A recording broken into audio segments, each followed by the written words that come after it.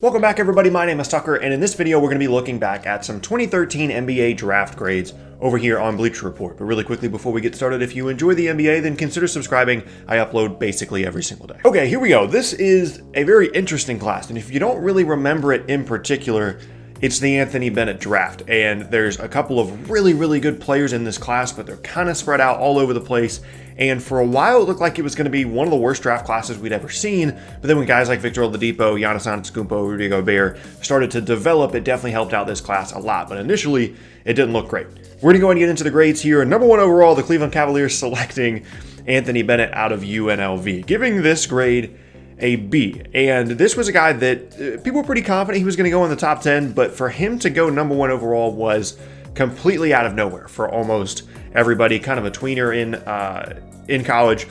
And as a number one overall pick, did literally nothing. Struggled to score the ball immediately, lost almost all of his confidence immediately, bounced around to a couple different teams, and made almost no impact on the NBA in his career. And I think you honestly have to give this like an F- grade. Really bad pick there by the Cavaliers. Moving on now to number two overall, the Orlando Magic selecting Victor Oladipo. They gave this grade a B+, and initially it was kind of an up and down thing for Victor Oladipo, right? Like, he was good in Orlando, but he kind of needed the ball in his hands. They didn't really give him the opportunity to do that too much.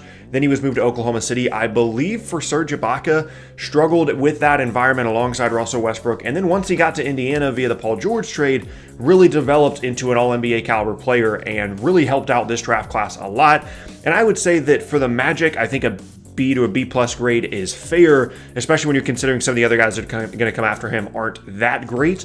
But now for the Pacers, I mean, he's an A to an A+. So overall, number two overall, considering the talent in this class, I think Victor Oladipo is somewhere around an A grade. Moving on now, number three overall, the Washington Wizards selecting Otto Porter Jr. out of Georgetown. And they gave this an A+ grade. And Otto Porter is one of these guys that, like, he's a good player. He can defend, he can shoot, he can score a little bit for you in different areas of the game, but he's a really good all-around player, and that's what this evaluation says in this grade. But what happened with him is he's one of those guys that got a big contract that he certainly wasn't worth, but that made other people think that he was bad. He was overpaid, but he's never been a bad player. And now that he's in Chicago, is a nice piece for them. His contract is going to be expiring soon. They gave this an A+ grade at number three overall. I don't know if I'd go that far, but I think a B+. This is definitely a solid pick for Washington based off some of the other guys you're going to see later on. Moving on now, the Charlotte Bobcats at number four overall selecting Cody Zeller. And Cody Zeller, had he come out the year before, would have been in contention to be the number one overall pick. Ended up sliding down and is a solid player, but certainly not impactful enough to be considered a really good number four overall pick. I think a B grade is fair. You can maybe even go B-, but a solid player. Nothing crazy there for Charlotte. Moving on now to number five overall, the Phoenix Suns selecting Alex Len. Another in a long line of Phoenix Suns draft picks that didn't really stick around for very long in Phoenix and didn't have that much of an impact. He was okay for his first couple of seasons and has found a role as like a rotation big, but a D grade here is relatively fair. I'd probably go more so with a C here for Phoenix, selecting Alex Len, who ended up, like I said, just kind of becoming a rotation player. But number six overall now is where things start to get pretty interesting, because this is kind of where the process started to take over, right? And Nerlens Noel was traded to the Philadelphia 76ers here at number six overall, and the Pelicans got Drew Holiday.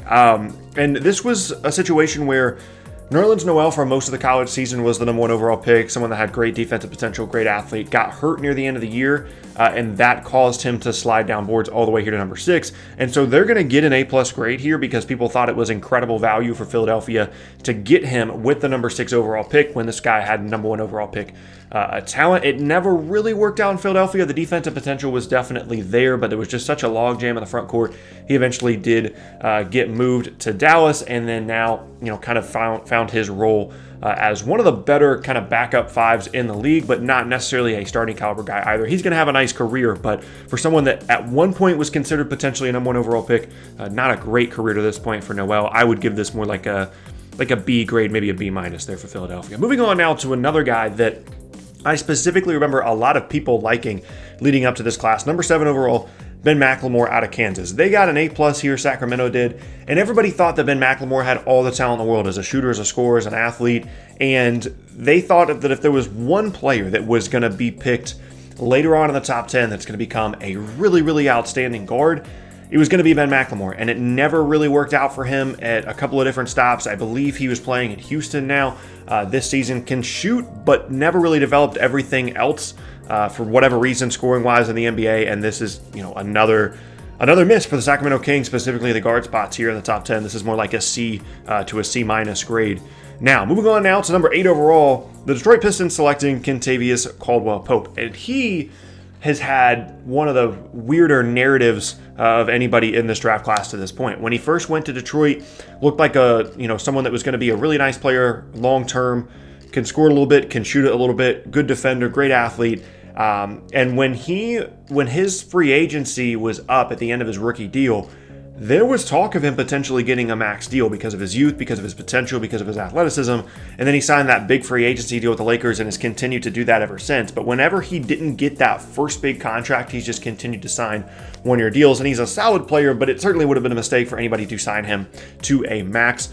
Good player. I think a B to a B plus is fair here, considering some of the other guards coming after him aren't outstanding, including the next one that we're going to talk about. So this is a solid pick here for Detroit. Moving on now to number 9 overall, the Minnesota Timberwolves selecting Trey Burke, who was reportedly traded to Utah for the 14th and 21st picks.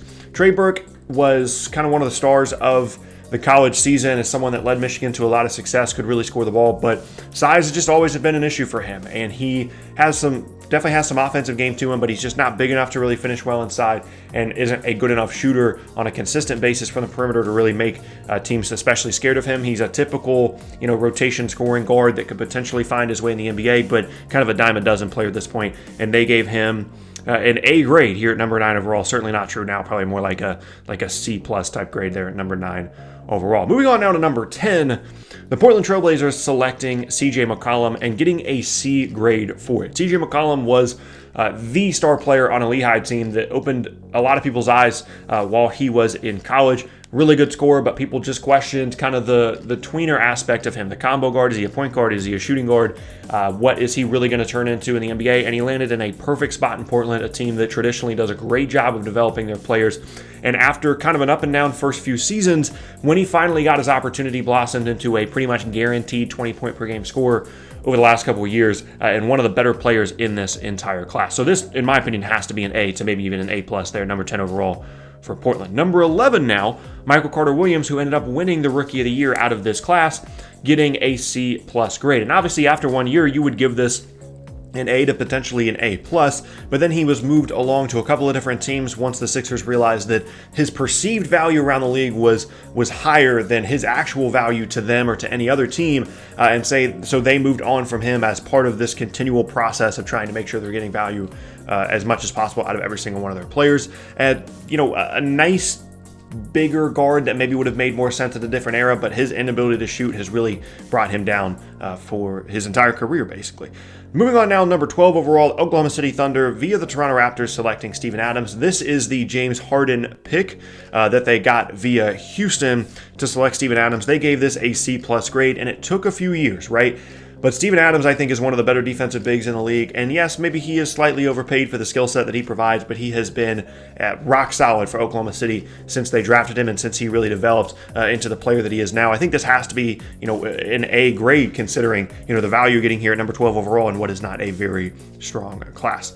Moving on now, number 13, the Dallas Mavericks. It says Kelly Olynyk, point guard out of Syracuse. That's obviously a typo. Kelly Olynyk is a forward out of Gonzaga. Reportedly traded. This can't be right. I'm going to skip this. There's no way that that's right. Number 14 overall, the Utah Jazz selecting Shabazz Muhammad, pick reportedly traded to Minnesota, and it was. They gave this an A+ grade, and the reason for it was because Shabazz Muhammad was that guy coming out of high school. People were really excited about his potential, like a 6'6" wing, super athletic, could get to the rim, could score.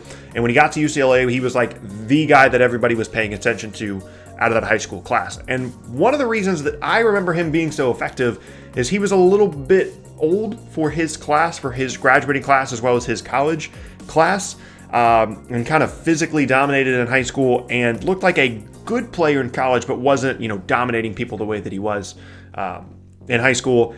People were excited about this pick. It never ended up working out. He had a couple of okay seasons and then ended up moving on to different teams. Didn't have a great career at all. I think this is more like a B- grade, and you can even make it worse than that compared to kind of the expectations people had for him. And now here's the big one. Number 15 overall, the Milwaukee Bucks selecting Giannis Antetokounmpo. And I want to read this entire evaluation here really quickly. As long as expectations are kept in check, Antetokounmpo could turn out to be a steal for the Bucks. 6'9", 215 with excellent athleticism, length, and ball handling skills. Obviously ended up growing. He's 18 years old and very raw. Antetokounmpo may need to spend some time in the D-League for an opportunity to reach his potential. It's more than likely he will not be ready to contribute early, but he has a very high ceiling. That is an understatement of all understatements right there. They gave this a B grade. It has to be a B+. An MVP caliber player at number 15 overall, guy that worked extremely hard to continue to develop his skills as well as develop physically. It also helped that he grew a couple inches and is by far the best player in this class. And a really great pick by Milwaukee to develop him the way that they did.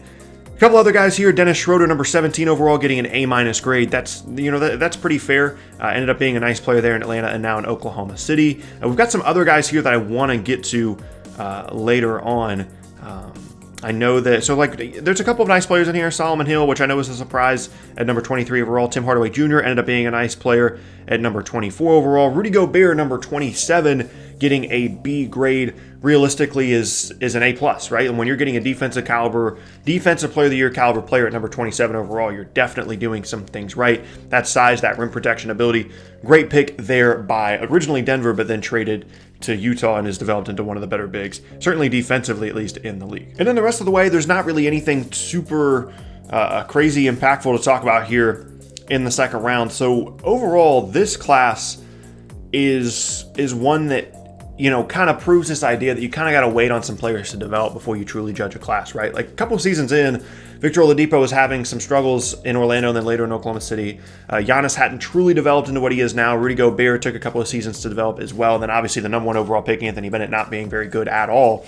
This looked like one of the worst classes ever. And now in hindsight, it's not a great class by any means, but those 4 players now, that Victor Oladipo, CJ McCollum, Giannis Antetokounmpo, and Rudy Gobert, really bring up this class's standing historically, and that wasn't going to be the case initially. It didn't appear. All these guys that ended up being the best players in the class took at least a couple of years to really develop, and it's just kind of a lesson now looking back on making sure that we're allowing these guys time to develop, especially a lot of these really, really young players. But yeah, there you have it. That is going to be the end of today's video, and I thank you all very much for watching. Once again, my name is Tucker. If you missed any of my previous videos, then be sure to check out the boxes on screen. Thanks again, and I'll see you all next time.